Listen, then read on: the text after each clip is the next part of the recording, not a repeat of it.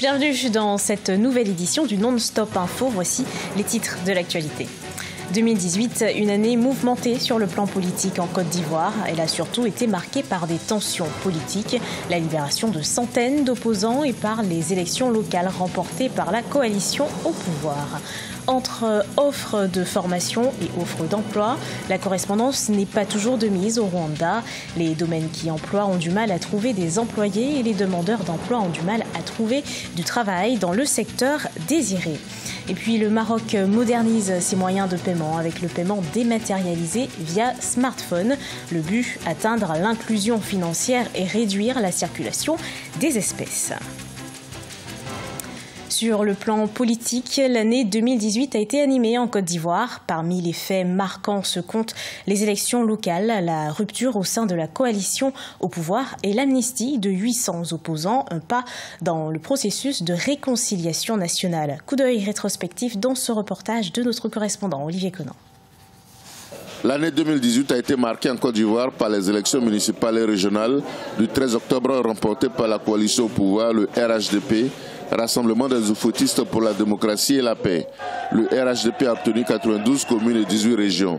Fait notable, le PDCI, Parti démocratique de Côte d'Ivoire, a quitté le RHDP avant les élections locales, après l'Assemblée générale constitutive du RHDP comme parti unifié. Le RHDP qui prévoit son congrès constitutif le 26 janvier 2019. Ce congrès est le début de la campagne 2020. Et c'est comme ça qu'il faut le voir. Et nous sommes le premier parti. Il faut que nos militants, les Ivoiriens qui se reconnaissent au RHDP, puissent donc nous accompagner, nous alimenter de toutes les solutions qu'ils pourraient avoir. Poids lourd de la scène politique, le PDCI n'envisage aucun retour au sein de la coalition au pouvoir. La création de deux courants au sein du parti favorable au RHDP n'y change rien. Le PDCI cherche à créer une nouvelle alliance avec les autres partis d'opposition dans la perspective de l'élection présidentielle de 2020. Je pense qu'il faudrait que les membres du RHDP comprennent véritablement que nous avons tourné la page, que nous l'avons tournée de façon définitive. Il est hors de question pour le PDCI de repartir à l'accord politique. Il est hors de question pour le PDCI de se saborder et d'appartenir à un parti unifié. À noter également l'amnistie accordée par le chef de l'État Alassane Ouattara le 6 août à 800 opposants en prison ou en exil après la crise post-électorale de 2010-2011.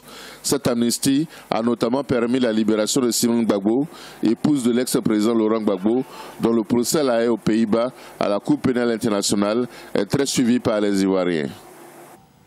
Une stabilité politique et économique, c'est la quête du Soudan du Sud.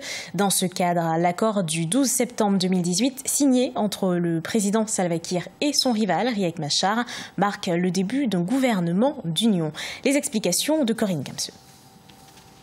En 2018, au Soudan du Sud, plusieurs tractations menées sous l'égide de l'IGAD, l'autorité intergouvernementale pour le développement, ont abouti le 12 septembre à la signature d'un accord historique. Celui-ci consacre la réconciliation entre le président Salva Kiir et son rival Riek Machar. L'accord pourrait surtout marquer la fin d'un conflit qui, depuis 2013, a plongé le pays dans la désolation.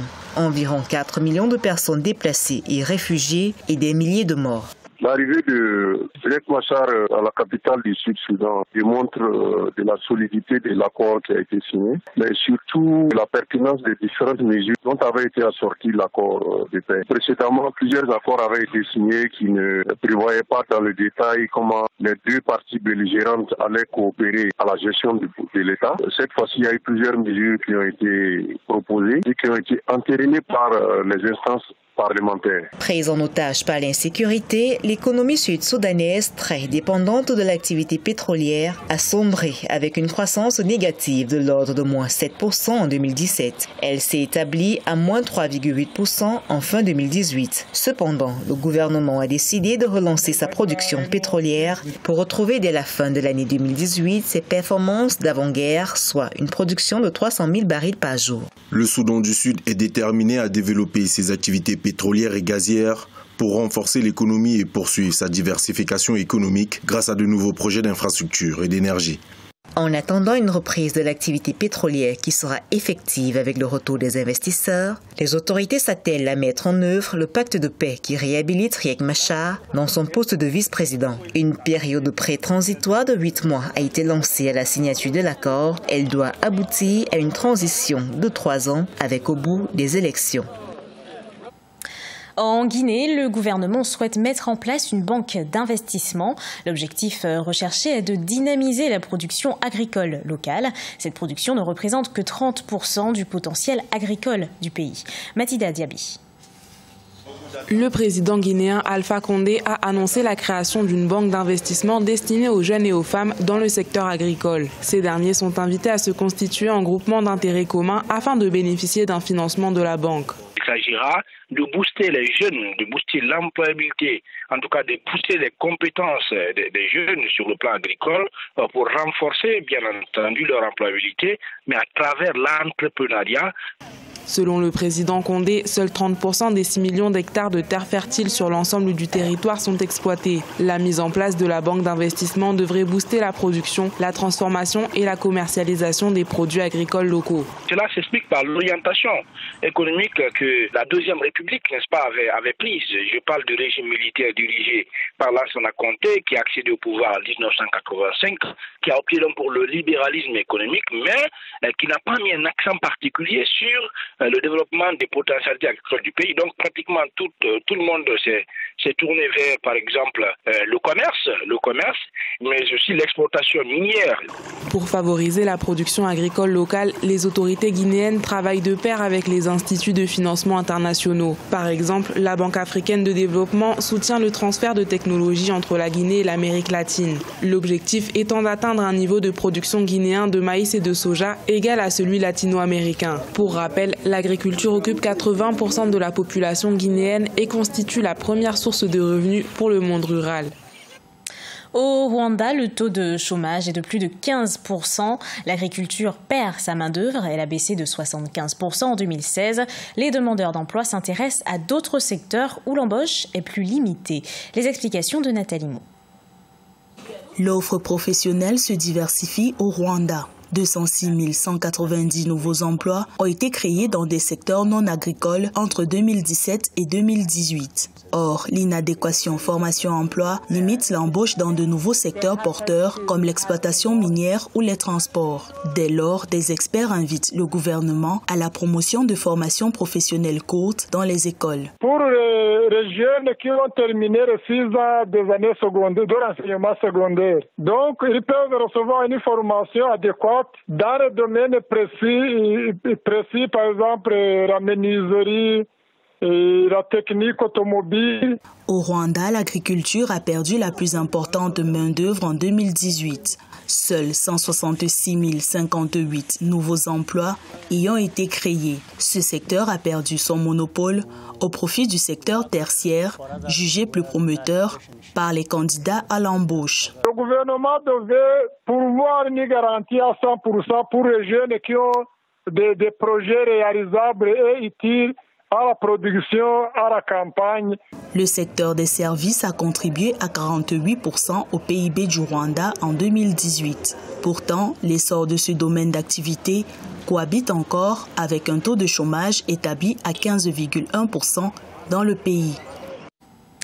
Plus besoin d'espèces, il suffit d'un téléphone portable pour réaliser des achats. Le Maroc se lance dans la dématérialisation des paiements, une stratégie qui vise le développement du secteur financier dans le pays à l'horizon 2020. Regardez ce sujet de la rédaction.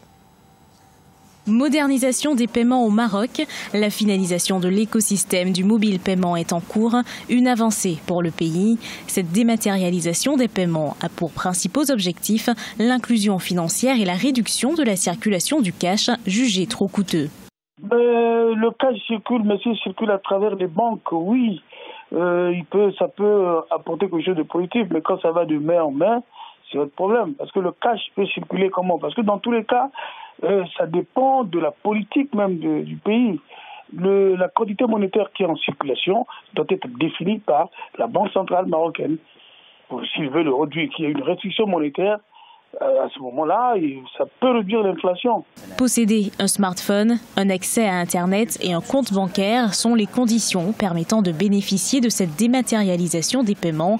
Ce système fonctionne 24 heures sur 24 et 7 jours sur 7 et permet de réaliser différents types d'opérations quotidiennes, du transfert d'argent au paiement d'achat. On ne peut pas dire que c'est vraiment un impact vraiment positif, mais au moins l'économie est arrimée à la mondialisation. Voilà, c'est-à-dire qu'au niveau des intermédiations bancaires, il y a une facilité qui s'opère à ce niveau-là. Selon les projections, ce système monétaire initié par la Banque Al-Maghrib et l'Agence nationale de réglementation des télécommunications devrait séduire d'ici 5 ans 6 millions d'utilisateurs et enregistrer 1,3 milliard de transactions, soit 50 à 60 milliards de dinars. Cette modernisation des paiements est rendue possible grâce à la nouvelle loi bancaire du 5 mars 2015 qui introduit une nouvelle catégorie d'organismes. Ce journal a été préparé par l'ensemble de la rédaction. Merci de l'avoir suivi. Retrouvez dans un instant une nouvelle édition de l'actualité sur Africa 24.